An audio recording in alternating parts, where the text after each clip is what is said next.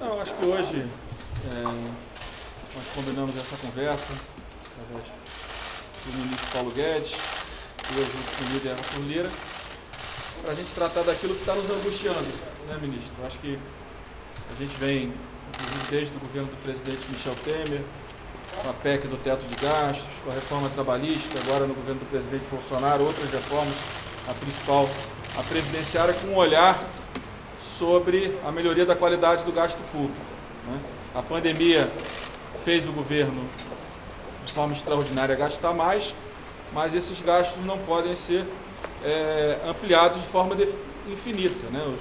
Os recursos são finitos, a condição do Estado brasileiro é limitada.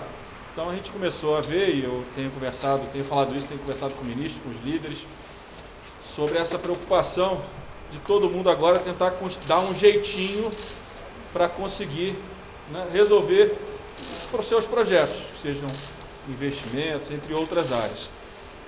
E a gente veio aqui conversar com o ministro e deixar claro qual é a posição da presidência da Câmara, a posição de parte dos líderes. O Arthur está aqui representando isso. Que, primeiro, de forma nenhuma, a presidência da Câmara vai pautar, e eu espero que o governo não encaminhe, nenhuma prorrogação do estado de calamidade, para que isso não seja um instrumento de se utilizar a PEC da guerra olhando o próximo ano, quer dizer, usando a prorrogação do estado de calamidade como instrumento para furar o teto.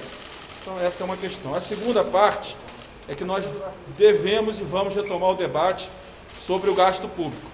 As 3 PECs que o ministro Paulo Guedes encaminhou no ano passado para o Senado, que tratam, né, como todo do Pacto Federativo, né, propostas que são muito convergentes que estão na Câmara, né, como a do deputado Pedro Paulo, que nós queremos, junto com o Senado, retomar esse debate. Nós entendemos que se nós queremos espaço para investimento, espaço para ampliar recursos, investimentos para a sociedade, nós não podemos olhar, né, o endividamento público como uma solução, furar o teto dos gastos como uma solução. Nós precisamos voltar a discutir, primeiro, a questão do teto de gastos e os seus gatilhos.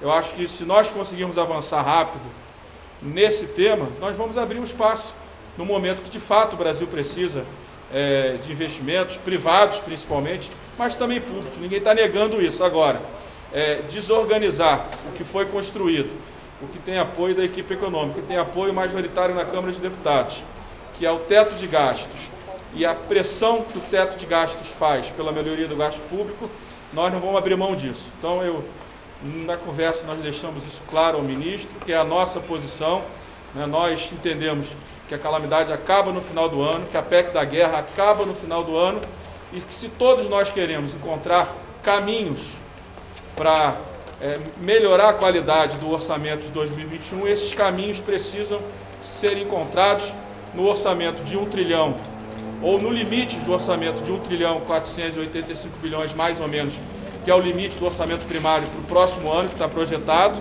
né, somado a mais de 300 bilhões de subsídios tributários.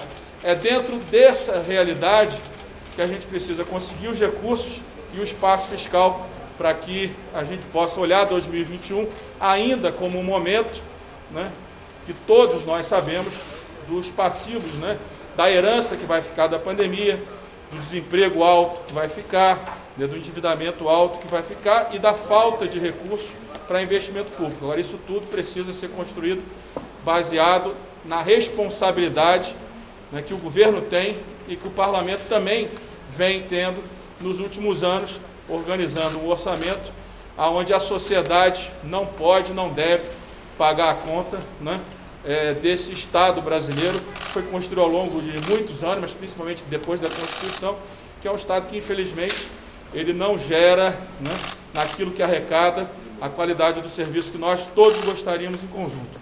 Então, a mais emergencial de todos é a questão do teto de gasto, é o Pacto Federativo. Nós vamos conversar com o presidente Davi, com os senadores, eu junto com o Arthur e com outros líderes, para que a gente faça um grande acordo entre nós. Nós estamos com a reforma tributária caminhando bem. A CBS, que é uma ótima proposta encaminhada pelo ministro Paulo Guedes, o IBS da Câmara e do Senado, todos são muito convergentes, o que a gente quer trabalhar junto. Isso vai destravar o crescimento, porque isso vai melhorar a competitividade do setor privado, a simplificação dos impostos de bens e serviços, mas, por outro lado, nós precisamos melhorar a qualidade do gasto público e só tem um caminho, não tem jeitinho, né? Não tem esperteza, o que tem é uma realidade. Nós já temos uma carga tributária de mais de 33% do PIB, somado ao déficit primário. Nós precisamos entender que essa conta, para que a gente possa voltar a investir, a solução dela está dentro do governo e está dentro do Congresso. E é com essas PECs que o governo mandou de forma competente no ano passado, que nós temos que construir a solução para que a gente possa ter recursos para manter a máquina, mas que a gente possa ter recursos para investir nos estados brasileiros. Por exemplo, qual seria a solução, qual seria o caminho para conseguir encaixar a continuidade do auxílio emergencial? Isso é um outro debate que o governo vai fazer em outro momento. A nossa preocupação hoje foi nem entrar nesse debate. Nós sabemos, e quero deixar clara a minha posição, que eu já disse na semana passada, eu concordo com o governo que não há espaço para a prorrogação do auxílio emergencial de R$600. Nós temos que construir um caminho, mas esse debate nós vamos fazer em outro momento.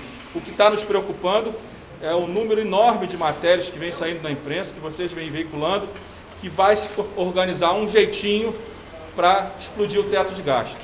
Você explode o teto de gastos de um lado e a economia afunda do outro.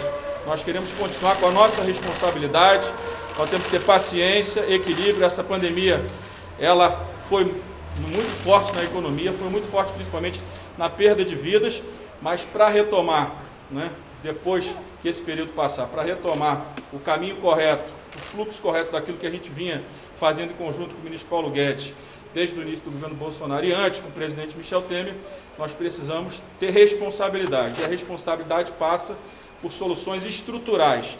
O jeitinho brasileiro precisa ficar de lado. Dá para abrir espaço para investimento desvinculando o setor obrigatório? Desindexando, né, cortando subsídios, tem muitos caminhos. O orçamento brasileiro é enorme, né? Então nós precisamos dar a solução dentro dos gastos que nós já temos. A sociedade, se você pesquisar, você vai ver que ela não está mais disposta, nem tem condições com essa crise de colaborar mais e mais e mais, porque quando aumenta a dívida, ela pode não pagar, ela pode achar que não está pagando a conta do aumento da dívida, mas ela estará pagando o aumento da dívida brasileira. Então não tem saída fácil, a gente sabe disso, não é um momento simples, a gente compreende aqueles que querem, todos nós queremos que o Brasil possa voltar e ter investimento público. Investimento público não é crime, né? Eu sou a favor do investimento público, mas eu sou a favor do investimento público dentro do teto de gastos. Então, se nós olharmos as PECs que o governo mandou para o Senado, a PEC do Pedro Paulo, que foi feita no governo anterior, mas que o ministro Paulo Guedes sempre elogiou, dentro dessa realidade, nós temos que construir espaço. O ministro Paulo Guedes sempre fala, desvincular e desindexar o orçamento, e como ele fala sempre, devolver no longo prazo para a política as soluções do orçamento público brasileiro. Isso tudo vai levar, o ideal, 10, 20 anos, porque o orçamento hoje nosso é todo engessado, são muitas despesas obrigatórias que a gente não pode cortar. E esse debate a gente vai ter que fazer e está também no teto de gastos. A questão da possibilidade de você mexer no orçamento, reduzir despesas no momento de crise, não é possível que um país como o Brasil, que a arrecadação dos estados e municípios da União cai 20%, 30%, que você não possa cortar despesa. Isso não existe, né? Isso vai inviabilizando cada vez mais as condições do gestor público de governar o Brasil, os estados e os municípios. Mas no caso dos gatilhos, o próprio governo que decidiu encaminhar um texto via Senado. Não tem problema nenhum, nós não estamos discutindo Eles isso. estão desistindo. Não, o que nós estamos dizendo é o seguinte: eu vejo deputados, eu vejo senadores, eu vejo ministros do governo, todo mundo querendo recursos para investimento público no próximo ano. Em todos os poderes, aqui no Executivo e no Legislativo. Todo mundo está pensando nisso. Então todo mundo tem que construir a solução, né? Tem senadores falando da necessidade de investimento, tem deputados falando e tem ministros da área de investimento do governo, da área de desenvolvimento regional, da área de infraestrutura, querendo recursos para investimento. Vamos sentar na mesa, vamos dizer, nós também queremos, mas nós queremos baseado na redução das despesas e não no aumento das despesas. Por quê? Porque isso vai gerar, por um lado, uma falsa expectativa positiva que vai ter investimento público, por outro, nós vamos ser, mais uma vez, né, perder a credibilidade e o apoio dos investidores, aqueles que precisam investir no Brasil. Não podemos esquecer que a nossa poupança interna, a nossa taxa interna de investimento está pequenininha. Nós precisamos de investimento privado, de investimento externo. E para isso, o equilíbrio fiscal é uma das âncoras mais importantes. Presidente, isso que o senhor está dizendo para a gente agora é uma posição conhecida do senhor de meses. O ministro Paulo Guedes, a gente sabe que concorda com isso também. Os senhores ficaram conversando lá dentro 1 hora, talvez mais. Teve alguma... Isso que o senhor está dizendo para a gente me soa mais uma sinalização para o mercado do que qualquer outra coisa. É uma sinalização... Eu queria saber, mas onde eu queria chegar é o seguinte, teve algum outro encaminhamento dessa reunião? Nossa decisão de estar aqui agora falando em conjunto, se eu estiver errado, o ministro me corrige, é para mostrar para a sociedade brasileira, para o governo brasileiro, para o legislativo brasileiro, para o Supremo brasileiro, que nós, que temos a responsabilidade, eu que tenho a responsabilidade de pautar e de conduzir as propostas junto com o líder Arthur, o ministro Paulo Guedes, nesse momento tão difícil da nossa economia, conduzir a nossa economia, que nós queremos encontrar caminhos para melhorar a qualidade do gasto público, mas não será furando o teto de gastos, não vai ser construindo um jeitinho para resolver o problema. Não há jeitinho mais para resolver os problemas de gasto público no Brasil. Só tem um jeito, é reestruturar, reformar o Estado brasileiro. A gente fez a Previdência, a gente fez a Trabalhista, estamos começando a tributária e precisamos, até antes da administrativa, nós precisamos regulamentar os gatilhos do teto de gastos. Essa deve ser a nossa prioridade número 1, nesse momento, porque com isso a gente distensiona a relação dentro do parlamento, dentro do próprio governo, dando as condições de todo mundo trabalhar junto, que a gente possa abrir já para o ano que vem um espaço para investimento, mas que ele seja desindexando o orçamento, desvinculando o orçamento, porque é o único caminho razoável, racional e responsável para que a gente possa sair dessa crise melhor do que a gente entrou. Nessa reunião, de fato, o governo jogou a toalha de enviar a reforma administrativa desse ano e também queria saber do senhor, ministro, eu queria que o senhor comentasse essa notícia que saiu agora da demissão do Salim Matar e do Paulo Guedes. Bom, pessoal, nós conhecemos exatamente o que o presidente da Câmara disse. Acreditamos que a reforma do Estado é o caminho mais importante. Já tínhamos acertado isso no início do ano, íamos com uma reforma do Pacto Federativo, justamente essa grande reforma orçamentária, colocando os orçamentos públicos de volta nas mãos da classe política para decidir. A essência da atividade política é decidir sobre o uso dos recursos públicos.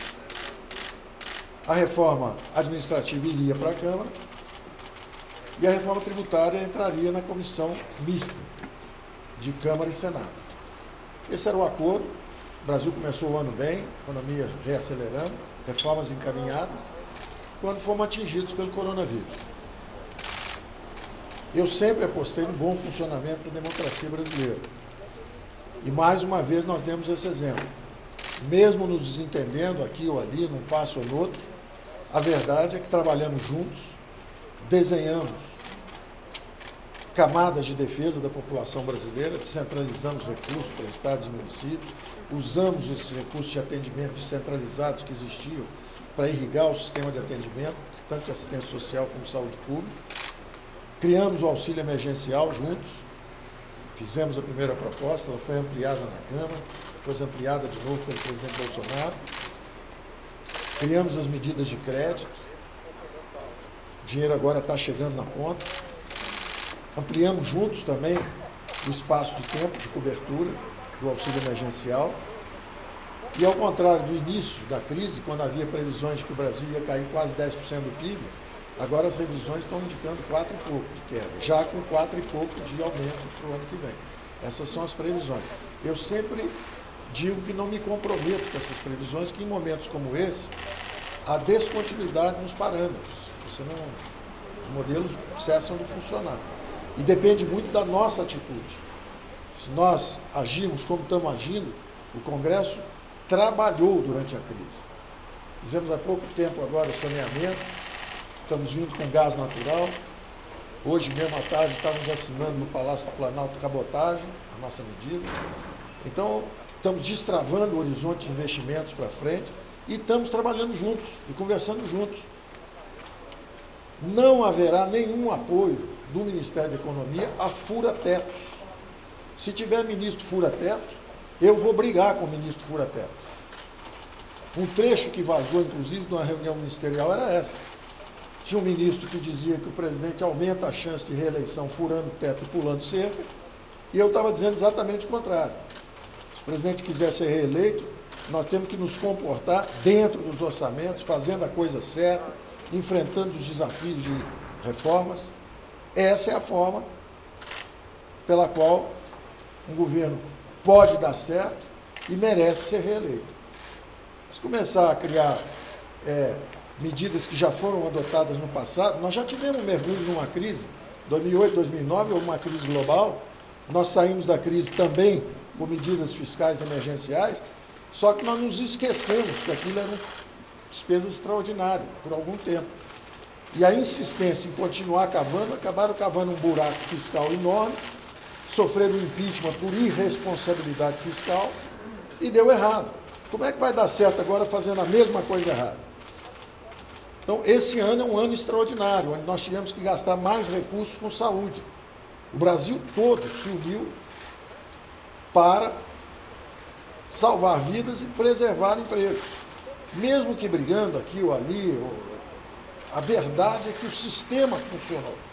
O regime democrático brasileiro funcionou. Houve briga, houve demarcação de território, os estados, o Supremo disse que quem controla a crise eram os estados e municípios, então um joga a culpa no outro, do que aconteceu, se não aconteceu, mas a verdade é que o sistema funcionou. O Brasil conseguiu atravessar essa primeira onda. Estamos com dificuldade, estamos sofrendo, estamos sendo atingidos tragicamente, mas estamos atravessando essa onda. E as linhas vitais da economia brasileira estão funcionando. As pessoas não estão só com dinheiro na mão em prateleiras vazias, não, as prateleiras estão cheias, o sistema produtivo está funcionando. Então nós temos que trabalhar para que continue assim. Se nós tentarmos, no ano seguinte, a esse ano, que foi excepcional, seguimos com o padrão de gastos, nós vamos para o caos. E os conselheiros do presidente, que estão aconselhando a pular cerca, a furar teto, vão levar o presidente para uma zona de incerteza, para uma zona sombria, uma zona de impeachment, de irresponsabilidade fiscal. E o presidente sabe disso. Então o presidente tem nos apoiado. Aí vocês perguntam agora, vamos para os próximos passos. Perguntam agora sobre a demissão do Salim Matar. O Salim Matar pediu demissão hoje. Ele pediu demissão hoje. E isso, na verdade, é um sinal de insatisfação dele com o ritmo de privatização. Não necessariamente, vocês têm que perguntar para o Salim, se ele está saindo, quem é que está impedindo a privatização. O que ele me diz é que é muito difícil privatizar, que o establishment não deixa haver privatização, que é tudo muito difícil, tudo muito emperrado, que tem que ter um apoio mais definido, mais decisivo. O que eu digo para o Salim, que eu sempre disse, é o seguinte: para fazer a reforma da Previdência, cada um de nós teve que lutar. Para fazer a cessão onerosa, cada um de nós teve que lutar. Para privatizar, cada um de nós tem que lutar. Não adianta ficar esperando a ajuda do Papai do Céu. Você tem que lutar. A nossa proposta foi de transformação do Estado. Então nós vamos tentar e vamos correr até conseguir. Então tem que perguntar a ele por quê, se ele cansou, se ele desistiu, o que houve. Agora o secretário Ebel também... Secretário Ebel é a mesma coisa, a reforma administrativa está parada. Então ele reclama também que a reforma administrativa parou. A transformação do Estado tem várias dimensões. Para fazer uma transformação do Estado, você tem várias dimensões. A reforma tributária é uma dimensão importantíssima. Ela diz exatamente como e quais serão os impostos. O Pacto Federativo diz como serão distribuídos esses recursos para estados e municípios, quais os mecanismos de defesa que os entes federativos têm perante a emergência fiscal e a crise fiscal que eles possam estar enfrentando. As privatizações, da mesma forma, são a transformação do Estado. Era um Estado empresário, que os militares fizeram lá atrás, e esse Estado foi cedendo à transformação para que seja um Estado social, em vez de um Estado empresário, com o governo central, com o Ministério do Planejamento, Petrobras, Eletrobras, Sidebras, Nuclebras, Portobras, nada disso. Queremos dinheiro do SUS, saúde, saneamento, educação, lá embaixo, no povo, onde o povo vive. Essa foi a proposta do presidente, que eu chamei de mais Brasil, menos Brasília. Então existe essa agenda de transformação. Em algumas dimensões nós estamos avançando bem. Avançamos com muito apoio do presidente da Câmara na reforma previdenciária. É uma dimensão importante, porque ela diz respeito justamente às gerações futuras. Nós preservamos as gerações futuras. Agora, não avançamos com a mesma velocidade nas privatizações. O ministro Salim, secretário especial, vai dizer, olha, o governo não está me ajudando. O governo pode dizer, olha, você tem que se empenhar mais. Os dois juntos podem reclamar e falar assim, puxa, o Congresso pode nos ajudar mais. Agora, são narrativas, cada um vai ter uma. Eu agradeço muito o trabalho dele, ele fez um levantamento extraordinário de tudo que o Estado tem, confirmou as nossas hipóteses durante a campanha, quando eu disse que o Estado tinha quase 1 trilhão em imóveis, ele disse que são mais do que 1 trilhão, é 1 trilhão e 200 milhões de imóveis, e quase 1 trilhão em ações, em participações em empresas estatais. E ele confirma que nós temos 1 trilhão. Eu cheguei a propor para o Salim o seguinte, vamos criar o Fundo Brasil, pega esse 1 trilhão de imóveis, mais 1 trilhão de ativos, e vamos fazer um programa de transferência de riqueza para o povo brasileiro. Se a gente diz que as estatais são do povo, não vamos deixar mais as estatais serem roubadas, como foi roubada no passado. Vamos criar um sistema que a cada 3 meses elas prestam as contas de como é que está, transparente, se os imóveis estão alugados, se estão bem usados, e no final do ano vamos pagar os dividendos sociais.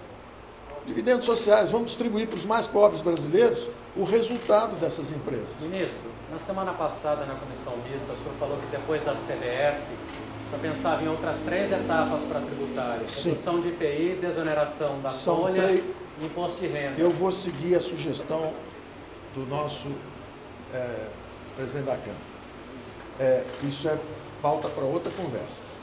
A única exceção que eu estou fazendo é que foi uma notícia que saiu agora, é que 2 secretários especiais, e andaram falando, teve uma demandada. O caso anterior não era uma demandada. O Mansueto ficou conosco 1 ano além do combinado, numa atitude generosa. O Caio tinha chegado um pouco depois, saiu um pouco antes também. E o Troillo não saiu. O Troillo está conosco, é presidente do Banco dos BRICS. Então tinham saído, na verdade, 2 pessoas. Aí saiu o Rubem Novaes, saiu dizendo que está cansado, tem 75 anos, prefere ficar perto dos netos e não gostou dos ares de Brasília. Ele explica depois que ares são esses. Eu também dizia para o Rubem, eu quero vender esse banco. Mas o presidente não quer. Então, na verdade, essas coisas acontecem no governo. Eu, se pudesse, privatizava todas as estatais. Agora, para privatizar todas, você tem que privatizar pelo menos 2 ou 3. Nós não conseguimos nem 2 ou 3. Isso é preocupante. Então, o trabalho não está andando nessa dimensão. É natural que o governo esteja preocupado, é natural que o secretário estivesse preocupado também. E, da mesma forma, se a reforma administrativa trava, senhores, quem dá o timing das reformas é a política. Quem tem voto é a política. Se o presidente da Câmara quiser pautar algo, é pautado. Se ele não quiser, não é pautado. Se o presidente da República quiser mandar alguma reforma, ela é mandada. Se ele não quiser, não é mandada. Quem manda não é o ministro, quem manda não são os secretários. E o secretário, quando o negócio não estiver andando, ele pode desistir ou ele pode insistir. Então, é simplesmente isso que aconteceu. Em nome da transparência, o Salim hoje me disse o seguinte, a privatização não está andando, eu prefiro sair. E o Ebel me disse o seguinte, a reforma tributária não está sendo enviada, a reforma administrativa não está sendo enviada, eu prefiro sair. Esse é o fato, essa é a verdade. Eu não escondo. Então você fala assim, houve uma debandada? Hoje houve. Presidente, então para ficar Hoje na pauta, houve uma debandada. Para ficar na pauta então, presidente, o presidente da Câmara disse que a Câmara não vai pautar nada relacionado à prorrogação do decreto de calamidade pública. Nem nós pedimos, nem nós pedimos. Nós estamos tratando de especulações. Nós estamos em total acordo. Nós não estamos... Se a pandemia se extingue esse ano, como esperamos todos, por que pediríamos a prorrogação para o ano que vem? Para criar uma farsa? Para hipotecar o futuro dos nossos filhos e netos, nos endividando em bola de neve? É o contrário. Se nós esse ano gastamos muito e tivemos que sair do trilho numa medida emergencial, necessária, onde o Brasil reagiu a essa crise, o que nós temos que fazer agora? Voltar para o trilho, seguir nas reformas, e se quisermos espaço, como todos queremos, para investimento público, para outras atividades, temos que ter coragem de enfrentar a verdade orçamentária. A política é a arte de fazer escolhas sobre o uso de recursos públicos. Ministra, se os senhores todos concordam na manutenção do teto de gastos, o senhor acha que está faltando um reforço para a defesa do presidente Bolsonaro? Eu acho que a última vez que isso aconteceu foi há um mês atrás, um mês e pouco atrás, quando até vazou aquela reunião que nós tivemos. Eu fui surpreendido. Naquela reunião foi a primeira vez que eu ouvi da proposta de que eu era dogmático, porque estava querendo segurar os gastos, quando nós tínhamos gasto 10% do PIB. Como é que pode ser dogmático alguém que gasta 10% do PIB, junto com o Congresso, para enfrentar uma situação emergencial? Agora, nós sabemos que a estabilidade financeira de um país depende de expectativas sobre trajetórias futuras de gastos. Você é perdoado se gastar 700 ou 800 bilhões no ano, se as pessoas sentirem que você é sério a respeito dos orçamentos. Você gastou esse ano, que era uma situação emergencial, mas o ano que vem os salários estão sob controle, por isso que nós pedimos ao presidente que conseguisse a manutenção dos salários do funcionalismo por esse ano e o ano que vem, porque nós estamos gastando muito dinheiro para a saúde, não podemos transformar uma crise de saúde em pretexto para dar aumento para o funcionalismo. Então, nós seguramos a trajetória de salários para o futuro, seguramos as expectativas de que os gastos não vão extrapolar, ou seja, os juros continuam baixos, há uma confiança no governo brasileiro de que nós não vamos furar tetos, e seguimos com os nossos programas de privatizações. Aliás, eu acho que a melhor resposta que nós podemos dar agora, ao apoio, inclusive, que estamos recebendo do líder do Centro Democrático também, é exatamente o que ele falou conosco. Ministro, nós estamos fazendo o apoio por medidas estruturais, orgânicas. Vamos até demonstrar isso apoiando 1, 2, 3, 4 privatizações importantes.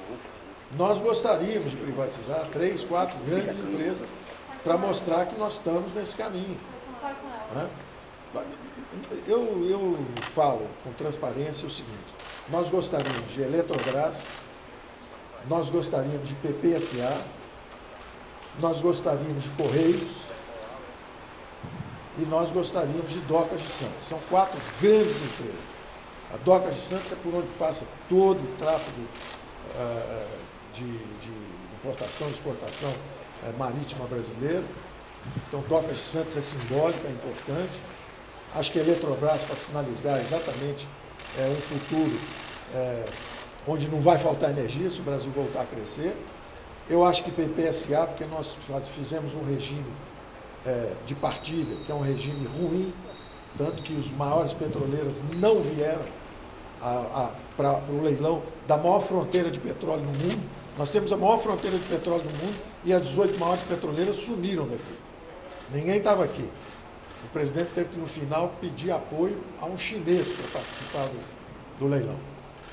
Então, nós achamos que se o sistema fosse um sistema de concessão, ia haver um enorme sucesso e bilhões vindo em direção a esses investimentos em petróleo. Então, a nossa reação a debandada que aconteceu hoje é acelerar as reformas.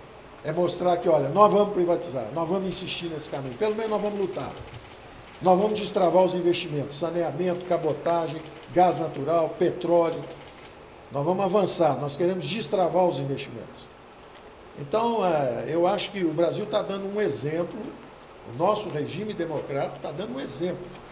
Toda hora alguém pisa no pé de alguém, vem aquela reclamação, o Supremo pisou no pé do presidente, o presidente do Supremo pisou no pé da Câmara, a Câmara pisou no pé do presidente.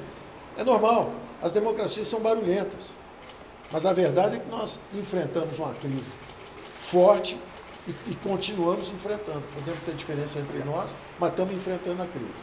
E hoje tivemos uma conversa a respeito exatamente do que o presidente falou.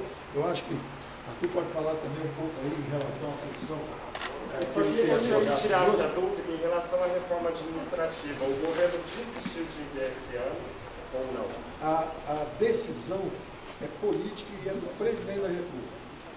O fato de um secretário pedir demissão mostra a insatisfação. O secretário Paulo Weber sair mostra que é um jovem que, olhando para o que está acontecendo, não gostou. Agora, quem comanda o timing das reformas são os políticos. Se o presidente achar que é importante e que vai ajudar, ele quer encaminhar. Se ele achar que pode atrapalhar, ele quer retardar. E o secretário faz isso, fala, olha, eu não vou ficar aqui se não houver essa reforma. E o presidente vai pensar o seguinte, tudo bem, vire político, seja eleito presidente e venha aqui e faz a reforma que você quiser. É natural, é do jogo. Um está reclamando, dizendo, olha, está indo devagar, e o outro está dizendo, ó, vai no ritmo que eu quiser, eu sou presidente da República, eu que tive voto. Se você quiser, você sai. E essa negociação da desoneração da folha, que é uma falta... Aí é outra conversa. Aí nós temos outra conversa. Vamos seguir na nossa conversa de hoje. Ô líder, só aproveitando que o senhor foi para a tribuna, digamos assim, agora, para não ter dúvida. O ministro comentou de 4 privatizações específicas. O senhor manifestou apoio? Eu não entendi direito essa parte. Essas 4 isso não teve na conversa de hoje, não. Né? Tá, entendi. Vocês é que me perguntaram. Isso não é o que foi já posto aqui pelo presidente da Câmara e pelo ministro Paulo Guedes é só uma ratificação do que a gente já vinha comentando e dizendo ao longo de vários dias, de várias entrevistas. Né? Nós defendemos algumas coisas e colocamos claramente, como o presidente colocou, de investimentos, de gastos essenciais.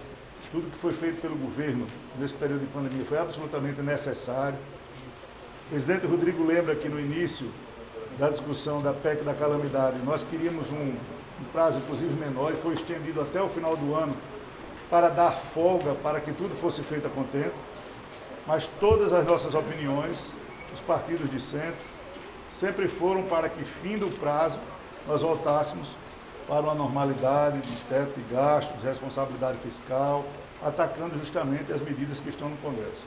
Então, conversamos sempre com o presidente Rodrigo, com o ministro Paulo Guedes mais frequentemente também, para deixar claro que essas medidas que estão no Senado, que estão na Câmara, precisam andar. É compreensível que esse ano, com tudo o que aconteceu, tenha abalado, logicamente, o calendário do andamento das reformas e das pautas mais importantes, que a virtualidade, ela às vezes aproxima e às vezes ela afasta. Muito do Congresso Nacional parou e andou em passos mais lentos justamente por causa dessa pandemia. Mas esse momento de hoje é justamente para isso, para ratificar que nós todos juntos trabalhamos para que consigamos entregar, ainda dentro desse ano, a reforma tributária justa para o Brasil, a melhor possível, com todos voltados para que isso aconteça ainda dentro desse ano, com todos os seus aspectos. Mas a conversa de hoje foi basicamente essa que foi relatada pelo presidente Rodrigo Maia, eu ratifico aqui, e pelo ministro Paulo Guedes, tratando absolutamente de se considerar qualquer possibilidade na nossa gestão, nas nossas posições, de haver... seguro teto. Isso, de haver quebra do teto de gastos. E todas as acomodações têm que acontecer justamente nesse diapasão que foi tratado aqui, encarando e discutindo as coisas que precisam fazer para diminuir despesas e se discutir no orçamento o que for possível fazer, porque eu concordo que os investimentos são necessários. O Absolutamente.